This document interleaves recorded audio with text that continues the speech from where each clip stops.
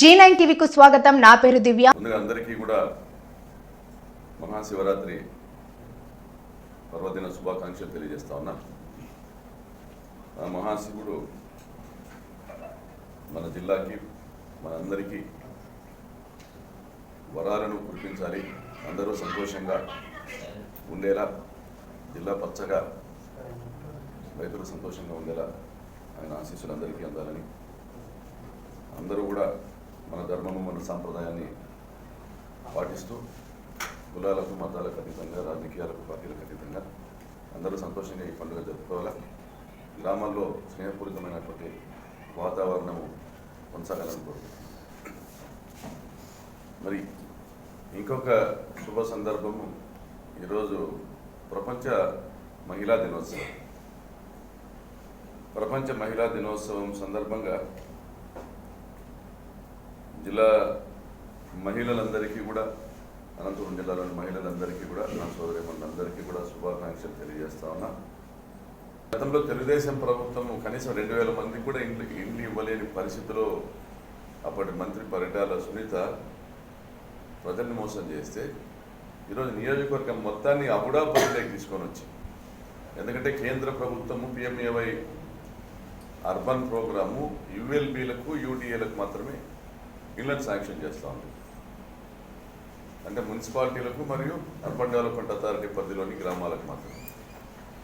ఆ క్రమంలో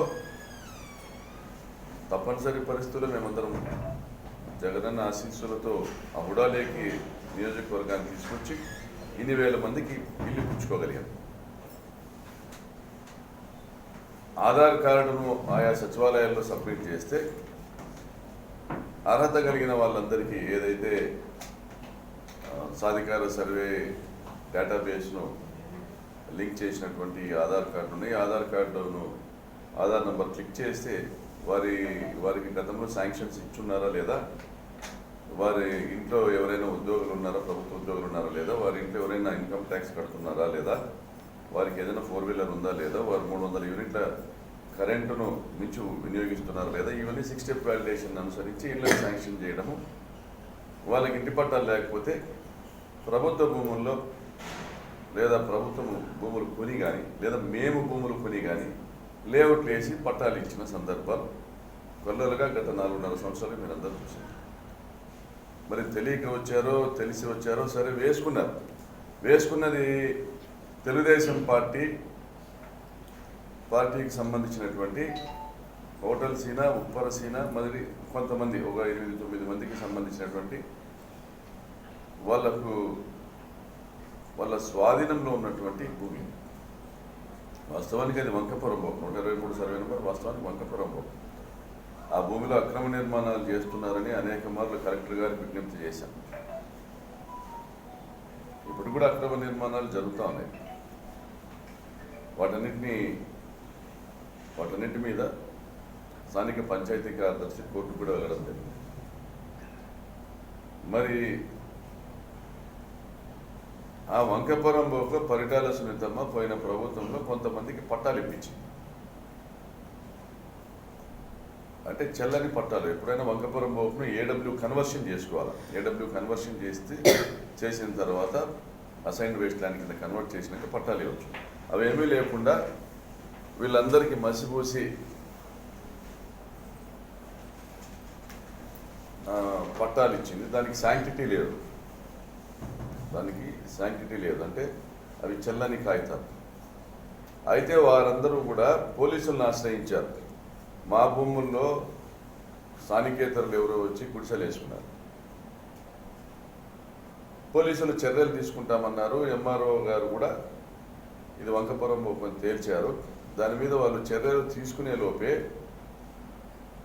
పోలీసులు సహకరించరేమో, వైఎస్ఆర్సీపీ ప్రభుత్వం వారికి సహకరించదేమో అనే ఉద్దేశంతో ఆ తెలుగుదేశం పార్టీకి సంబంధించినటువంటి ఉప్పర సీనా, హోటల్ సీనా మరియు కొంతమంది ఎవరి పేర్లు అయితే FIRలు ఉన్న వాళ్ళందరూ మొన్న రాత్రి వెళ్ళి అక్కడ ఉన్నటువంటి కొంతమంది పైన దాడి చేసి గుడిసెలు అంటించారు.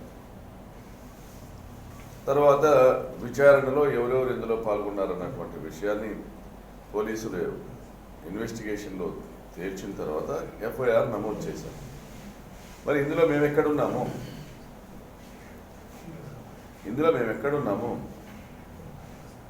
అదే పంచాయతీలో దాదాపుగా 350 మందికి ఇంకా ఇళ్ల పట్టాలు ఇచ్చేటువంటి పరిస్థితి ఉండగా తెలుగుదేశం పార్టీ వాళ్ళు కోర్టుకు పోయి స్టేలు తెచ్చినారు.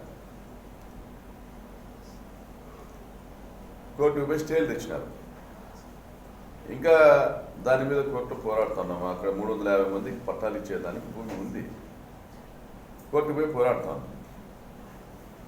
ఈ మధ్య ఇటువంటి పరిస్థితులు ఉప్పరపల్లిలో చూసాం, కురుగుంటలో చూసాం. ఎన్నికలకు దగ్గరికి వచ్చారు, కుల సంఘాలు బయటకు వస్తున్నాయి. కులాల పేర్లతో ప్రభుత్వాన్ని బ్లాక్మెయిల్ చేసేటువంటి కార్యక్రమాలు పాల్పడతా ఉన్నాయి. నిజంగా వారందరికీ పేదల మీద ప్రేమ ఉంటే వాళ్ళ అందరి ఆధార్ నంబర్లు, ఎవరికైతే నిజంగా ఇళ్ల స్థలాలు లేవు, ఇల్లు నిర్మాణానికి అర్హతుందో వాళ్ళందరి ఆధార్ నంబర్లు స్థానిక సచివాలయాల్లో ఇస్తే ఎక్కడికక్కడ ఇళ్ల పట్టాలు ఇచ్చేటువంటి సంప్రదాయం మన ప్రభుత్వం ఏర్పరిచింది. ఇళ్ల పట్టాలు ఇచ్చి ఇల్లు శాంక్షన్ చేసేటువంటి సంప్రదాయం, అటువంటి వెసులుబాటు మన ప్రభుత్వానికి. మరి చదువుకున్న వాళ్ళు ఉన్నారు ఇందులో, బాగా చాలా కాలం నుండి రాజకీయాలు తెలిసిన వాళ్ళు ఉన్నారు. ఎన్నికలకు దగ్గరికి వచ్చేటప్పటికి విలువైన భూములు ఎక్కడ కనపడితే అక్కడ ఆక్రమించుకునే ప్రయత్నం చేయడము, మరి రెవెన్యూ అధికారులు చట్టపరమైన చర్యలు తీసుకుంటే ప్రభుత్వాన్ని తిట్టడము, పార్టీల్ని తిట్టడం, వైఎస్ఆర్ కాంగ్రెస్ పార్టీ. ఇది ఎక్కడ న్యాయం అని అడుగుతా ఉన్నా. ఈరోజు బీసీ, ఎస్సీ, ఎస్టీ మైనారిటీలకు ఆర్థిక న్యాయాన్ని, సామాజిక న్యాయాన్ని చేస్తున్నటువంటి ప్రభుత్వం మాది.